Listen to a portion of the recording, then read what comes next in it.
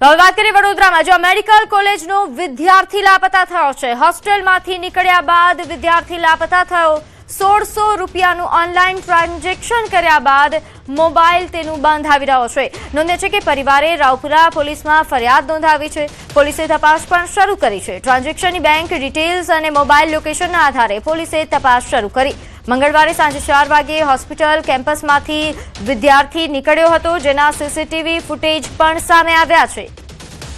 આ ઉપરાંત જે બેંકમાંથી તેને પૈસા ઉપાડ્યા હતા એ બેંકના પણ સીસીટીવી ફૂટેજ સામે આવ્યા છે। આ બેંકમાંથી 1600 રૂપિયાની રકમ લીધા બાદ આ વિદ્યાર્થી લાપતા છે અને મોબાઈલ પણ બંધ આવી રહ્યો છે। જો કે પોલીસે હાલ તપાસ શરૂ કરી છે। તમામ ડિટેલ્સ શોધીને તેમજ મોબાઈલ લોકેશનના આધારે તપાસ શરૂ કરવામાં આવી છે। મંગળવારે સાંજે 4 વાગ્યે હોસ્પિટલ કેમ્પસમાંથી આ વિદ્યાર્થી નીકળ્યો હતો અને ત્યારથી હજુ સુધી નથી મળ્યો। જો કે પોલીસ સઘન તપાસ કરી રહી છે। પરિવારે રાવપુરા પોલીસમાં ફરિયાદ નોંધાવી હતી। રાવપુરા પોલીસ દ્વારા તમામ પ્રકારની તપાસ હાથ ધરાઈ છે। હાલ આજે સીસીટીવી ફૂટેજ સામે આવ્યા છે। એટીએમ મશીન કે જ્યાંથી તેણે પૈસા ઉપાડ્યા હતા ત્યાંના ફૂટેજ સામે આવ્યા છે।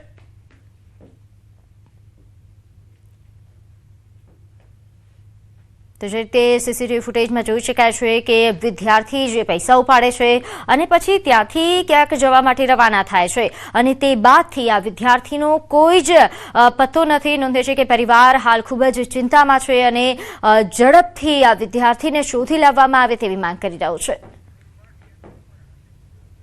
ત્યારે મારી સાથે વધુ વિગત સાથે સંવાદદાતા હાર્દિક જોડાયા છે। હાર્દિક, આ વિદ્યાર્થી જે લાપતા થયો તેને લઈને કોઈ અપડેટ? બિલકુલ થી જો અત્યાર સુધી કોઈ પણ જાતની અપડેટ જે છે તે પોલીસ તરફથી આપવામાં આવી નથી। એના કારણે પરિવાર જે છે તે ચિંતિત છે। મૂળ બનાસકાંઠાનો જે આ વિદ્યાર્થી છે અને બરોડા મેડિકલ કોલેજમાં હોસ્ટેલમાં રહીને જે છે તે અભ્યાસ કરતો હતો। પોલીસ જે છે તે અત્યારે સીસીટીવી ફૂટેજ અને જે બેંકના ટ્રાન્ઝેક્શન છે, મોબાઈલ લોકેશન છે, એ તમામ પાસાઓની ચકાસણી કરી રહી છે। કારણ કે આ જે વિદ્યાર્થી જે છે તેને લાપતા થતા પહેલા 1600 રૂપિયાનું ટ્રાન્ઝેક્શન છે તે કર્યું હતું અને ત્યારબાદ તેનો મોબાઈલ જે છે તે બંધ થઈ ગયો છે। આ મોબાઈલ બંધ થવા પોલીસની મુશ્કેલીમાં વધારો થયો છે, કારણ કે જે એક્ઝેક્ટ લોકેશન મળવું જે લોકેશન જે છે તે મળી નથી રહ્યું। એટલે હવે સીસીટીવી ફૂટેજની ચકાસણી સિવાય પોલીસ પાસે અન્ય કોઈ વિકલ્પ નથી। ત્યારે મેં કીધું પ્રમાણે કે વિદ્યાર્થી લાપતા થઈ ગયો છે, કે આ કારણસર લાપતા થયો છે એ તમામ પાસાઓ જે છે તેની ચકાસણી જે છે તે કરવામાં આવી રહી છે। પોલીસની પહેલી પ્રાયોરિટી એ છે કે હેમખેમ જે છે વિદ્યાર્થી મળી જાય અને પરિવાર સાથે તેનું મિલન થઈ જાય। ત્યારે આ તમામ પાસાઓની ચકાસણી પોલીસ કરી રહી છે। સાથી મિત્રો જે છે અને બીજા વિદ્યાર્થીઓ છે, જાણીતા લોકો છે, પરિવારના સભ્યો છે, આ તમામ લોકો જે છે તેમના નિવેદનો લેવામાં આવી રહ્યા છે, તેમની પૂછપરછ જે છે તે કરવામાં આવી રહી છે। જી, આભાર માહિતી આપવા બદલ।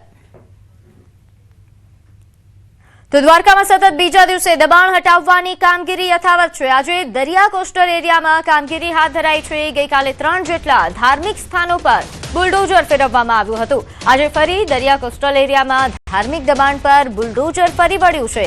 દરિયાથી 10 મીટર દૂર ધાર્મિક દબાણ દૂર કરવામાં આવ્યું। પોલીસના ચુસ્ત બંદોબસ્ત વચ્ચે ડિમોલેશન હાથ ધરવામાં આવ્યું। હજુ પણ અનેક સરકારી જમીન પર બનાવેલ ધાર્મિક દબાણને તોડી પાડવામાં આવશે।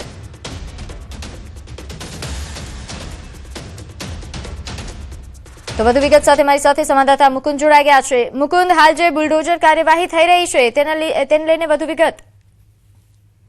વાત કરવામાં આવે તો યાત્રાધામ દ્વારકા તેમજ આસપાસના દરિયાઈ વિસ્તારમાં ગઈકાલે પણ ડિમોલેશન કાર્યવાહી શરૂ કરવામાં આવી હતી। ત્યારે આજે ફરી એક વખત તંત્ર દ્વારા ડિમોલેશનની કાર્યવાહી શરૂ કરવામાં આવી છે। ગઈકાલે 3 જેટલા ધાર્મિક સ્થળો છે તે તોડી પાડવામાં આવ્યા હતા। સરકારી જમીન પર ગેરકાયદેસર જે દબાણો છે તે દૂર કરવાની કાર્યવાહી કરવામાં આવી હતી। ત્યારે આજે દ્વારકા પ્રાંત અધિકારી, ડીવાયએસપી સહિત ઉચ્ચ અધિકારીઓની હાજરીમાં યાત્રાધામ દ્વારકાના દરિયાઈ વિસ્તારમાં આવેલા જે સરકારી જમીન પર ગેરકાયદેસર દબાણો છે તે દૂર કરવાની કાર્યવાહી શરૂ કરવામાં આવી છે। હજુ પણ આ ડિમોલેશનની કાર્યવાહી ચાલુ રહે તેવી શક્યતાઓ છે। જી, આભાર માહિતી આપવા બદલ।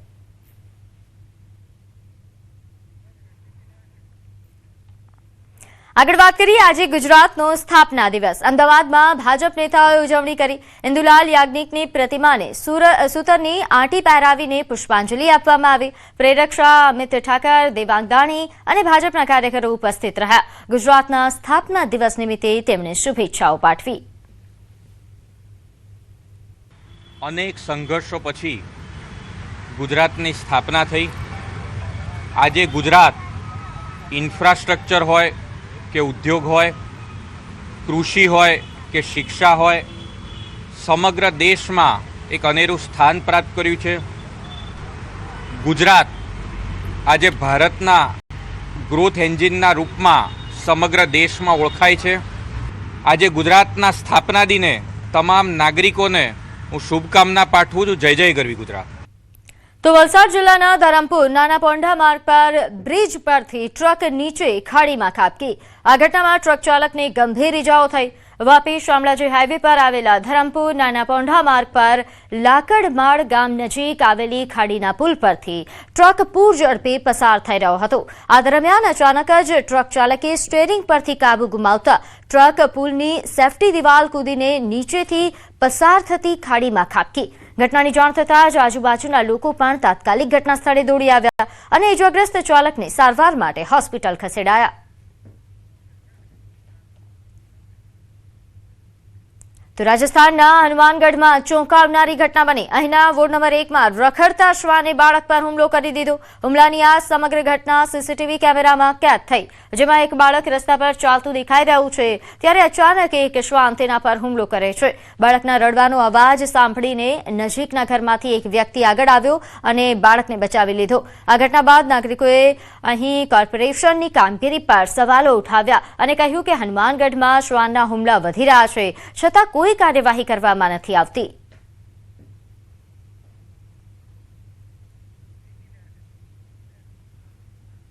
આગળ વાત કરીએ, ગાંધીનગરમાં પ્રાથમિક શૈક્ષિક મહાસંઘ વસ્તી ગણતરી મુદ્દે નિયામકને પત્ર લખીને રજૂઆત કરી છે.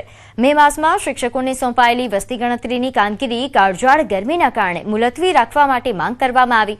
મેની બદલે આ કામગીરી જૂન માસમાં કરવાનું પત્રમાં સૂચન કરાયું છે. કાળઝાળ ગરમીમાં શિક્ષકોને મુશ્કેલી ન પડે તે માટે રજૂઆત કરાઈ. વસ્તી ગણતરી નિયામક સાહેબશ્રીને પત્ર લખીને જાણ કરવામાં આવી છે કે વસ્તી ગણતરી આગામી સમયની અંદર 1 જૂનથી જો શરૂ કરવામાં આવે તો એ ખૂબ અમારી આ વિનંતી સાથે એમને પત્ર કરીને જાણ કરી છે.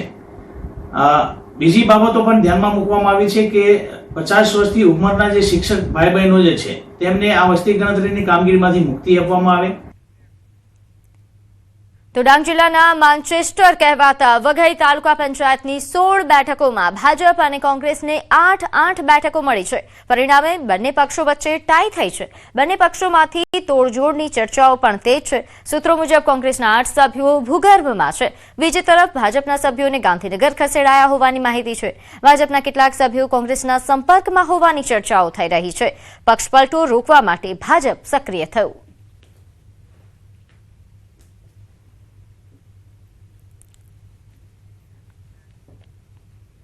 તો ગાંધીનગરના કર્મયોગી ભવનમાં સરકારી એન્જિનિયરિંગ કોલેજના અધ્યાપકોએ કાળા કપડાં પહેરીને વિરોધ નોંધાવ્યો.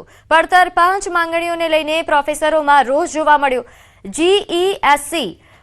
GCS અને NITTR તાલીમ પ્રક્રિયા સાથે TNA પોર્ટલ ટ્રેનિંગ ઓર્ડર સમયસર આપવા, આ ઉપરાંત MOOC તાલીમની મર્યાદા દૂર કરવા અને ફરજિયાત તાલીમનો વિરોધ જેવા મુદ્દે વિરોધ કરાયો. સાથે જ 300 થી વધુ CAS પ્રમોશન ફાઇલો પેન્ડિંગ હોવાનો પણ મુદ્દો ઉઠાવવામાં આવ્યો છે.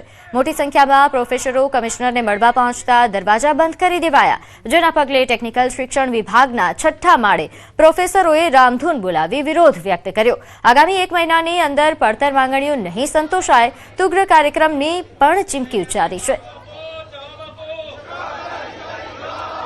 વેકેશનલ સ્ટાફને વેકેશન હોય છે, અહીંયા આગળ તો બધી કચેરીઓ વહીવટી સ્ટાફને ચાલુ જ હોય છે. તો 1 મહિના દરમિયાન અમારા તમામ રજૂઆતો અને પડતર પ્રશ્નોનું નિરાકરણ લાવવામાં આવે ખુલતા વેકેશન સુધીમાં, નહીં તો અમારે પછી આનાથી બી ઉગ્ર અને જલદ કાર્યક્રમો અંગે વિચારણા કરવી પડશે.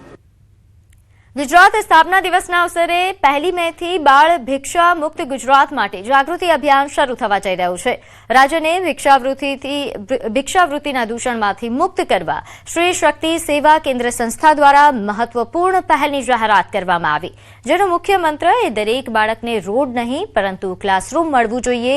આ પહેલ અંતર્ગત રાજ્યના 66માં સ્થાપના દિવસ નિમિત્તે 66 અગ્રણીઓના વિડીયો સંદેશ દ્વારા જનજાગૃતિ ફેલાવવામાં આવશે. વર્ષ 2011થી અંબાજીમાં કાર્યરત આ સંસ્થા અત્યાર સુધી અનેક બાળકોને શિક્ષણ અને આશ્રય આપી ચૂકી છે. સંસ્થાએ આદિવાસી કન્યાઓ માટે બેગપાઇપર બેન્ડની રચના કરીને તેમને નવી ઓળખ અપાવી.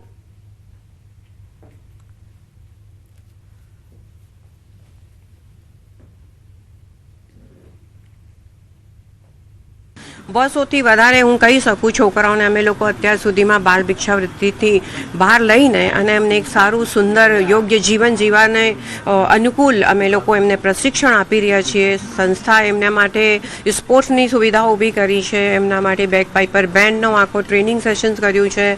એની સાથે સાથે ત્યાં એમનું ભણતર, એટલે એમ કહેવાય કે ભણતરની સાથે ઘડતર કરવાનું આખો શ્રેય છે શ્રી શક્તિ સેવા કેન્દ્રના અમારા લોકો મળીને આના માટે કરી રહ્યા છે. અમદાવાદ શહેરમાં હેલ્મેટ ડ્રાઈવ પ્રથમ દિવસે જ અનેક વાહન ચાલકો હેલ્મેટ વગર, શહેર પોલીસ કમિશનર વાહન ચાલકો હેલ્મેટ વગર જોવા મળ્યા. સ્ટેટ ટ્રાફિક બ્રાન્ચના પરિપત્રનો પ્રથમ દિવસે જ ફિયાસ્કો થયો. શહેર પોલીસ કમિશનર કચેરીમાં સરકારી કચેરીઓ હેલ્મેટ વગર દેખાયા. 1 મેથી 31મી મે સુધી આપવામાં આવી છે આ ડ્રાઈવ, જેમાં હેલ્મેટ પહેર્યા વગર આવતા કર્મચારીઓ સામે દંડનો આદેશ અપાયો છે.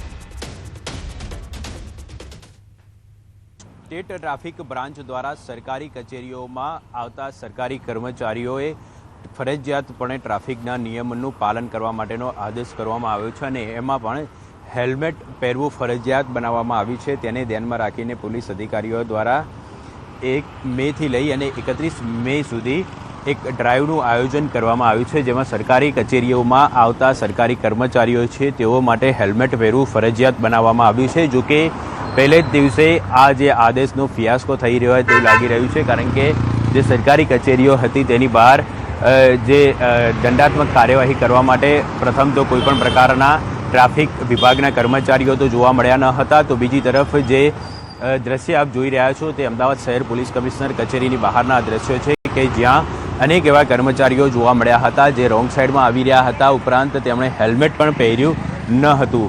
આવા અનેક કર્મચારીઓ છે તે અહીંથી અવર જવર કરી રહ્યા છે. આપ દ્રશ્યની અંદર પણ જોઈ શકો છો, હાલમાં જે સરકારી કર્મચારીઓ છે તે હેલ્મેટ પહેર્યા વગર અહીંથી અવર જવર કરી રહ્યા હોવાનું નજરે પડ્યું હતું, પરંતુ ટ્રાફિક વિભાગ દ્વારા તેઓની સામે કોઈપણ પ્રકારની દંડાત્મક કાર્યવાહી કરવા માટે અહીં કોઈપણ કર્મચારી કે અધિકારી હાજર જોવા મળ્યા ન હતા.